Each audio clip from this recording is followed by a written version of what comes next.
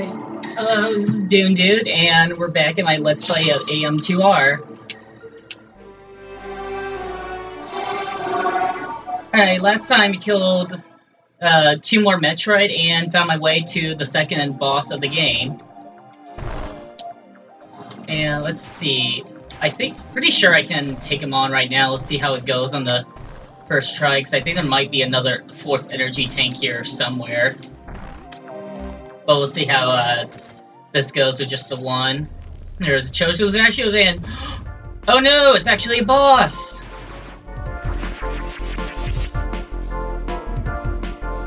And this is the same, and this is the first boss you fight in Metroid Fusion. Except one huge difference between this one and the one from Metroid Fusion. This one's actually challenging.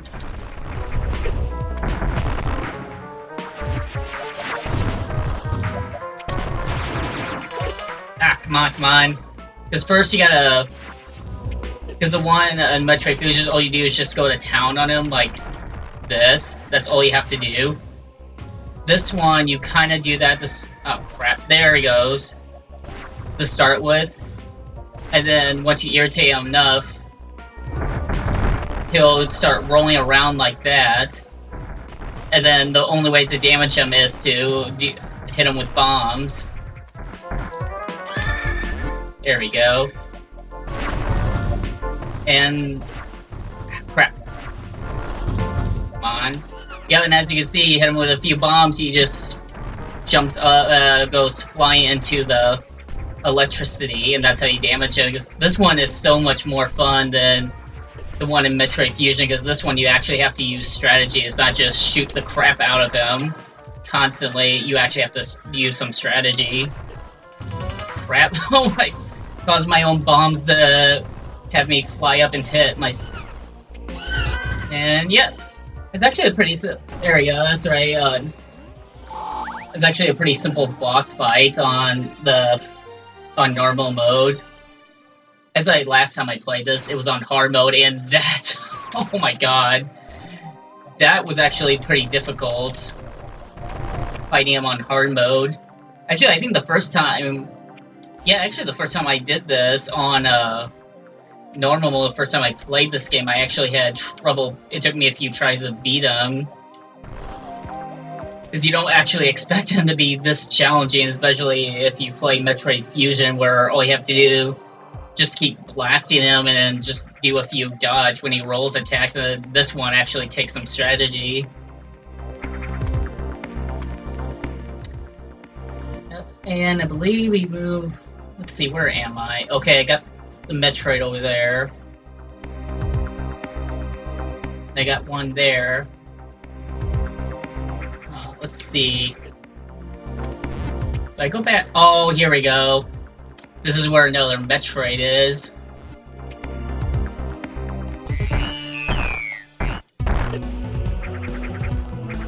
And then... there we go, come on. As you see, it helps a lot when you jump up to lure it up, lower the Metroid, to go up higher, to get right underneath it.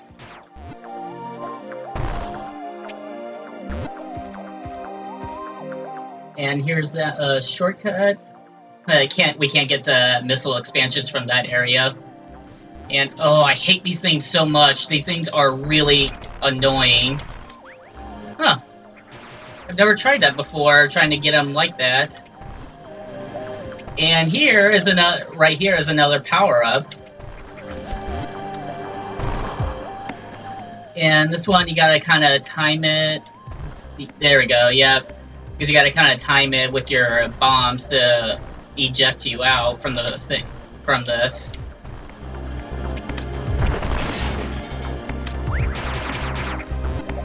Can't remember which one. It's a beam you get, a new power beam. Can't remember which one. Wave beam, that's right, it's wave beam. The first time I played this, I actually didn't realize I completely missed this wave beam. Like, I didn't realize it until I was getting towards the end of the game when I looked up some playthroughs because I was having trouble. and it turns out you can get this, as you can see, early in the game, and I did not realize that. So I didn't. The first time I played this, I didn't get it until towards the end of it, and it makes these guys a little easier because you can actually shoot through the walls. Oh, especially here, yeah, because like this, the first time I played this without the wave beam, this was a huge pain in the butt to get through, since I couldn't attack that through the wall without the wave beam. And let's see. I actually appreciate because I played some of Metroid 2, the original, but not all the way through yet. A few months ago, I played more of it, got further into the game, and the more further I get into the game, the more I appreciate all the layout, the designs of this game. Because like that previous area, it's like obviously that's like in the original Metroid 2, but I actually kind of appreciate this one way more now after playing the original and seeing the old designs. And yeah, oh, and here we go, another energy tank, and yeah, I believe it'll be able to get that missile expansion too. Come on, get away! See, this is why I hate these things. They're incredibly annoying. Come on, get away from me! And also, like when they're on the ground, you have to kneel to shoot them on the ground because they're when they're on the ground holding still, your beam just goes right above them. There we go, that's right. And I'm gonna get this missile expansion now. It's the only thing one of the other problems I have with the spider ball is just that it's easy to accidentally knock yourself down with the with the bomb. And yeah, and that's everything in this area.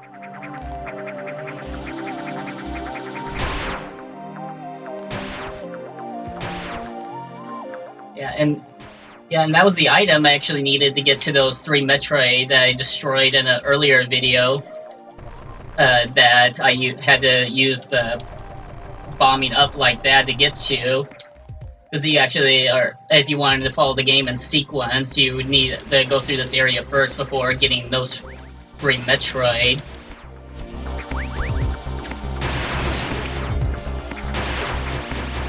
Another missile expansion and another super annoying mech enemy. Seriously? See? It's like you have to wait for them to jump, and they jump pretty far. God dang it. Freaking hate these things.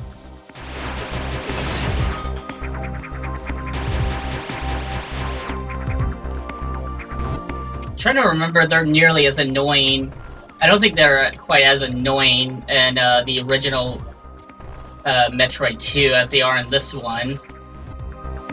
Because that is my least favorite enemy in this game, is those mechanical things. Because they jump constantly, and then when they're even when they hold still on the ground, it's still kind of hard to hit them. As I said, like your beam just goes right above them.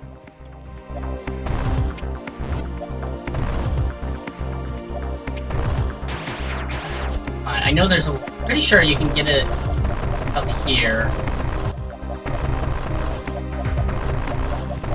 Thought there was. Oh no, maybe it's down where this pipe is going down underground. That's how I get to it. So I got to go further this way.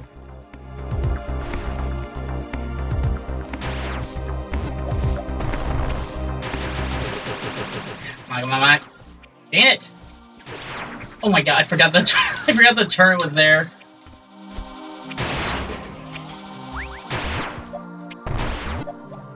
Let's see, and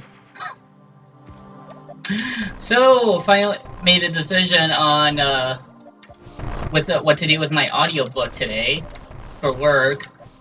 I finally decided to give up listening to the Game of Thrones at work because I can't find the actual disc, the actual audiobook at the library, so I can just copy it onto iTunes and actually have tracks, because I've been listening to it totally unabridged.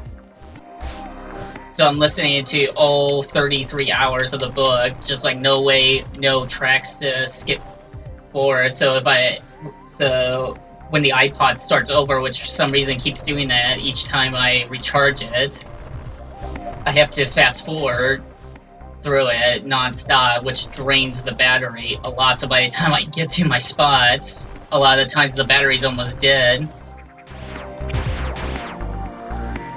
I finally decided to just give up on it and just listen to Hunger Games instead, which is only 9.5 hours long instead of 33.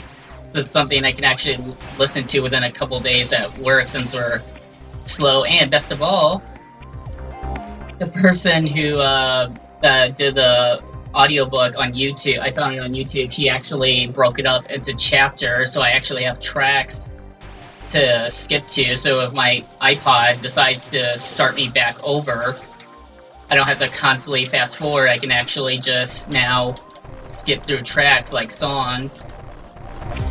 So yeah, so I'm just gonna, unless I can find the Song of Ice and Fire books at a library somewhere with the actual disc, I'm just not gonna listen to them on my iPod anymore, because that is just too much of a pain in the ass trying to listen to them on a bridge, all 33 hours of it, and then only to have the iPod constantly start the damn book over.